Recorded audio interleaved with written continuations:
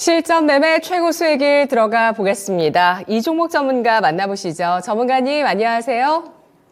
예, 안녕하십니까? 이종복입니다. 네, 오늘 양대 지수 하락세를 띠고 있습니다. 코스피 코스닥 0.5에서 1% 내외의 하락세를 나타내고 있는 모습인데요. 선물 지수가 그동안 이제 조정권 예고해 주셨던 만큼 내려와서 많은 분들이 이제 여기서는 또 어떤 관점으로 시장을 봐야 될지 궁금하다고 의견 주셨고요. 최근 들어서 뭐 바이오, IT, 자동차 이쪽에 대한 또 움직임들 긍정적으로 돌아가고 있습니다. 자, 오늘은 어떤 특징을 잡을 수 있을까요, 전문가님? 그러니까요. 자, 오늘 수요일 신의 한 수 있는 날이고요. 오늘이 목요일이었으면 좋겠지만 또 고미란 진행자 또 질문 왔으니까 화답 들어갈게요. 일단 해외 시장 혼조의 국내장은 약세다. 제가 이렇게 얘기합니다. 근데 뭐 아까도 얘기했듯이 최근에 1월 2일 날 장 개장하자마자였을 거예요, 여러분. 지수 얘기한 거야, 뭐. 그죠? 나는 352 플러스 마이너스, 그 다음에 348 플러스 마이너스, 그 다음에 이제 344 플러스 마이너스. 여기가 이제 여러분들한테 제시해준 내가 이번에 보는 지수에 대한 어떤 1차 가이드라인, 여기 얘기해 드렸죠? 1월 3일 날. 352, 348, 344 플러스 마이너스. 이제 여기까지 이제 거의 왔어요. 이게 1차 가이드라인이고, 오늘 신의 한 수에서 얘기할지 어쩔지 모르겠지만, 어쨌든, 얼추 이제 지수는 왔는데, 나스닥부터 얘기하면, 나스닥은 지금 보다시피 반등이 이어지는 기세고요. 우리나라는 오히려 나스닥에 비해서 반등이 약하고 어제 음봉으로 밀렸고요. 요게 일종의 디카플링 차별화라고 우리가 볼 수도 있는데 우리나라는 그럴 수밖에 없는 게 이번 1월 만기가 또 그래요. 그러니까 연말장의 특수성 해서 여러분들한테 베이시스 슈퍼 백오데이션 얘기한 것과 내일 이제 나오는 1월 만기까지가 그 일의 현상이든 아니면 특수성이든 해외 시장에 관계없이 우리나라는 우리나라 특징대로 움직이는 그게 이제 기준이 딱 내일까지입니다. 이 종목은. 근데 내일 이후로도 이런 식으로 계속 갈 수 있을지 아니면은 이제 전환이 될지서부터 이런 게 이제 중요하죠. 지금이 이제 여러분들이 다시 시장의 가이드라인을 잡을 때인데 제대로 타이밍 잡힌 거예요. 근데 내가 야간 방송은 그 비용이 들어가는 거라 대놓고 뭐 세게는 얘기 안 하지만은 지난 12월 달처럼 여러분들이 적극적으로 관심 가지면 아마 좋은 결과, 상당히 좋은 결과 있을 것이다라는 얘기를 하고 갈게요, 지금. 지금 보면 이제 종합이 결국 밀렸는데 나스닥은 반등세가 나오는데 우리나라가 밀린 것은 이 시간에 되게 자주 얘기했습니다. 이 메이저들이 상방을 안 보고 하방을 보고 있고요. 개인들만 상방을 보고 있는 게 눈에 보이죠. 특히 금융투자 기관들은 완전히 하방이에요. 근데 외국인들은 상방은 절대 없고 하방도 외국인들은 그렇게 크게 잡지는 않고 있습니다. 그래서 지수는 어느 정도 시점에서는 하방 경직성을 주면서 다시 반등이 나올 건데 그 하방 경직성을 주면서 반등이 나올 때 이제 거기서 돈을 벌기 위해서 지금과 같은 얘기를 여러분들한테 해주는 겁니다. 되게 중요한 얘기 한 거예요. 이거는 내가 일주일 내내 아마 지수 최소한 344 플러스 마이너스까지는 봐야 되는 쪽으로 아마 계속 얘기해 줬을 거고요. 이제 오니까 이제 그런 얘기 한 겁니다. 선별적 종목 강세죠. 선별적 종목 강세. 자, 이건 지금은 추격 매수하거나 따라가시면 안 됩니다. 선별적 종목 강세에서 우선 오늘은 제약주가 전체적으로 뿔구스름하고요. 특징적으로는 동아ST 같은 주식이 이제 반등이 나오고 있지 않습니까? 이건 추세가 상승 추세에서 이제 21선 지지 바탕으로 움직인다라고 우리가 이제 볼 수 있는 거고, 제약주들도 지금 보면 최근에 동아ST도 고점에서 어느 정도 밀렸어요. 이렇게 어느 정도 밀려야 지지를 받고 다시 움직일 수 있는 거거든요. 근데 이제 오늘장 약한 것 중에 특히 약한 거는 디바이스하고 반도체 쪽도 단기간에 급등했던 주식들, 뭐 엑시콘 같은 주식, 이거 설마 22,000원대 따라간 사람들은 없겠지만은 가끔 가다가 내가 종목 진단을 하다 보면 이런 정수리에서 주식을 사서 물어보는 사람들이 상당히 많습니다. 이런 식으로 단기간에 급등한 디바이스과나 단기간에 급등한 반도체과는 오늘 조종이지만, 이건 특징으로 얘기한 겁니다. 조종이지만, 어제도 얘기했지만 주성 엔지니어링은 오늘 종합이 선물 기준에 2.5가 빠져도 어쨌든 강보합권에서 버틴 기고요. 하나 마이크론도 아까 걔네들에 비해서 크게 안 빠지고 있는 특징이 나오고 있는 거고요. 얘들은 아까 디바이스 종목들 날아갈 때 오히려 작년 11월 달부터 조종을 받고 있었다라는 것 때문에 지금 버티는 힘이 강한 겁니다. 다만 주성이하고 하나 마이크론은 또 추세 패턴이 달라요. 이런 것까지 다 디테일하게 설명할 수는 없고, 그 다음에 2차 전지도 마찬가지인데, 그때 한농이가 급등할 때 1월 5일이에요. 지난주 금요일이에요. 이런 걸 따라가는 게 아니고, 이거 한농이는 하방 경직성이 의외로 좋네요. 요런 게 이제 이종복 특징이죠. 덕산테코 같은 걸 사는 거다라고 얘기했을 겁니다. 얘는 잘 올라가죠. 두 번째, 오늘은 에코프로 BM이 한 3.5% 정도 밀립니다. 이게 장대 양봉 세워놓고 눌림목이라고 하는 거거든요. 에코프로 BM은 단기간에 한 2, 3일 정도 크게 올라가고 지금 눌리고 있는데, 포스코 퓨처는 올라간 것도 없다고 들 빠지고 있고 선별적으로 움직이는 걸 강조하고 있는 거예요, 여러분.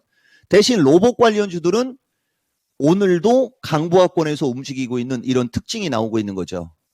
메타버스하고 GPT과는 좀 이따 얘기할게요. 그래서 이게 변곡점에서 나오는 특징이고,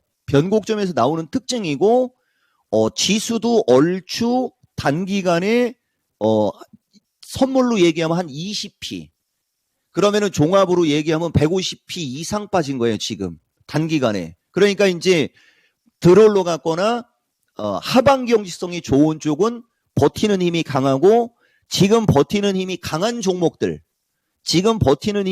종목들이 내일 이후 이제 만기가 끝나면 다시 수익률 게임을 할 수 있는 어떤 그 섹터의 주인공이다 정도로 여러분들이 보셔야 됩니다. 그래서 오늘장 특징은 만기 주간 메이저가 하방을 보여준 대로 하방으로 흐르는 과정에서 섹터별로 하방 경직성이 나오는 종목이 의외로 많다. 이렇게 정리할 수 있습니다. 네, 내일 옵션 만기일, 그리고 금통위의 금리 결정과 내일 밤에 CPI 발표까지 지나면서 이러한 부담감들을 소화한 이후에 주식시장 다시 한번 이렇게 그 종목별로 또 주도주들의 움직임이 어떻게 될 것인가, 좀 그런 힌트들을 포착을 해볼 수 있는 시간이 오늘장 될 수 있을까요? 투자 전략 세워주시죠. 이제 안 넘어가요.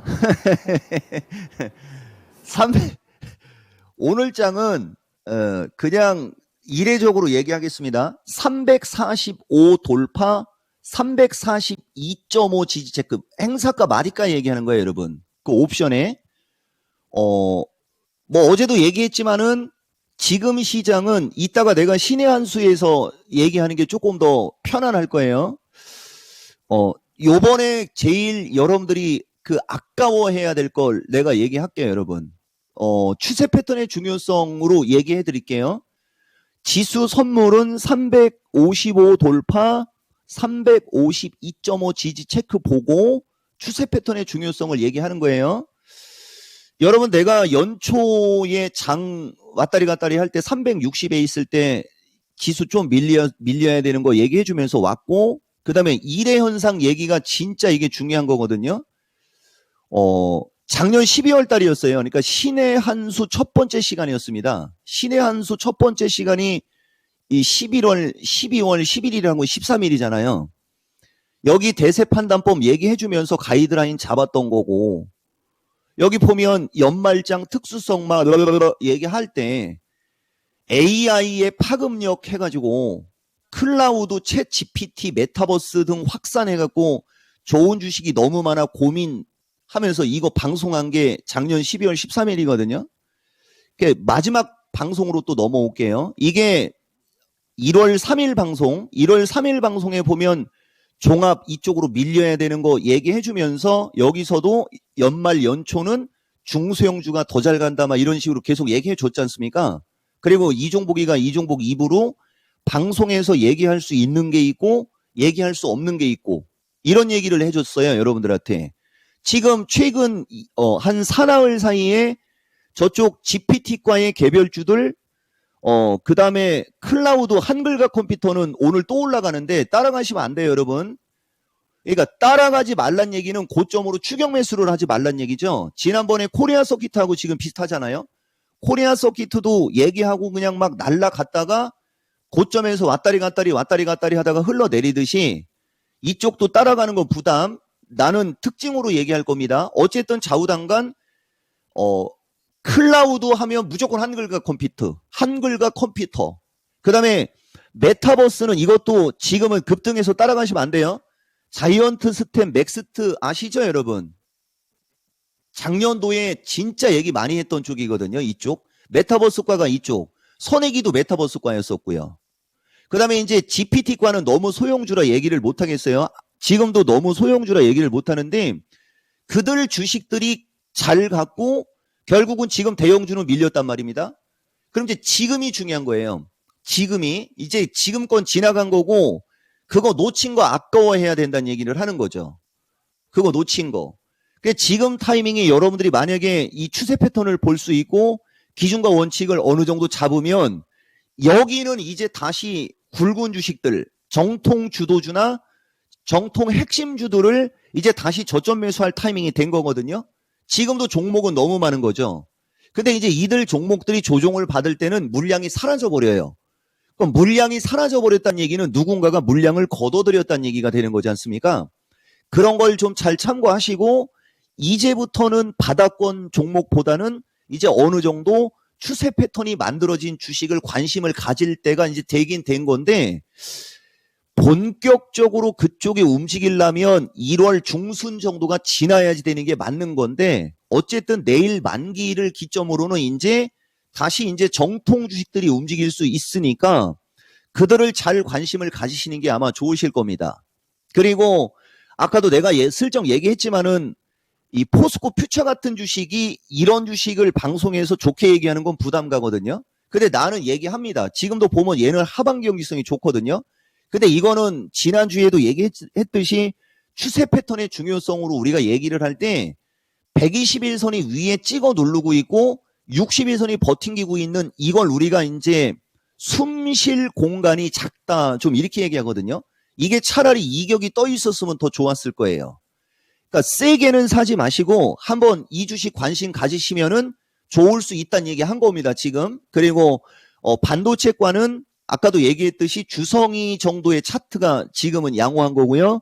기판 관련주들도 이제 저점 매수하면 돈 될 위치 됐고 로봇 관련주도 내가 봤을 때는 로봇 관련주가 제일 먼저 움직일 수도 있어요. 추세 패턴상.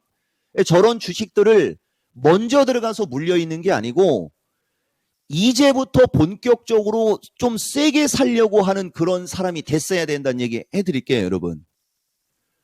기타 자세한 것은 이따가 신의 한 수에서 말씀드리도록 하겠습니다. 네. 자, 오늘도 신의 한 수 오후 2시 놓칠 수가 없겠습니다. 이준목 전문가님, 고맙습니다. 고맙습니다. 이따 뵙겠습니다. 네, 단기간에 연초 대비해서 급락한 선물 지수 현재 343.6포인트 선으로 움직이고 있습니다. 그리고 만기를 지나면서 핵심주, 주도주의 핵심주, 정통주의 움직임이 어떻게 될지 여부, 그리고 테마 가운데서는 로봇의 움직임도 함께 잘 체크를 해보자라는 의견이었는데요. 지금까지 투자 판단에 도움드릴 수 있는 내용들 알아봤습니다. 다만 주가의 상승과 하락을 보장하지는 않습니다. 10시 구간 이렇게 보니까 GS건설, 벽산, 대우건설, LG하우시스 이런 건자재 건설 쪽 10시 구간 움직였고요. 또 인그루드랩, 아난티 이런 또 소비재, 레저 이런 쪽도 또 움직이네요. 자, 내일 이 시간도 마켓10에서 투자의 재미 찾아보시죠. 고맙습니다.